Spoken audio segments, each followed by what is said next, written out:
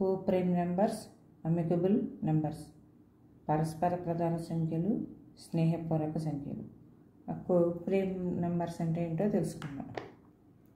ఏవైనా రెండు నెంబర్ల యొక్క హెచ్సిఎఫ్ ఒకటైతే అవి కోప్రైమ్స్. ఇప్పుడు 1, 3 యొక్క కోప్రైమ్స్ ఏంటో చూద్దాం. 1, 3 యొక్క హెచ్సిఎఫ్ 1 వచ్చింది. ఇవి 1 కాబట్టి ఈ రెండు కూడా coprimes.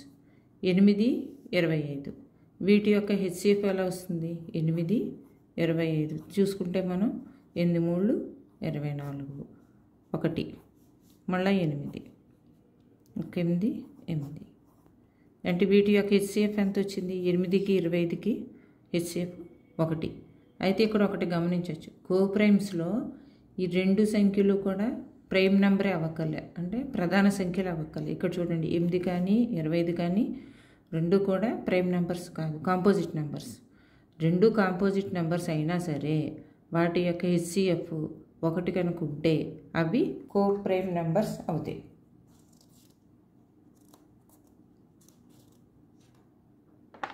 Amicable numbers of two different natural numbers which number is the sum of the other numbers proper divisors. Amicable numbers అంటే స్నేహపూర్వక సంఖ్యలు.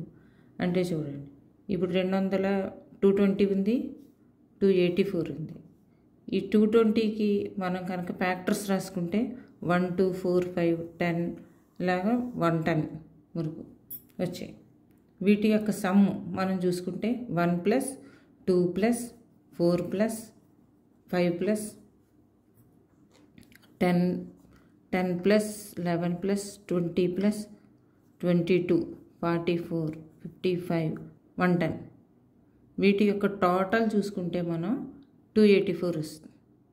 అట్లానే 284కి మనం ఫ్యాక్టర్స్ రాసుకుంటే 1, 2, 4, 7, 142 వీటి యొక్క టోటల్ మొత్తం 220 అవుతుంది.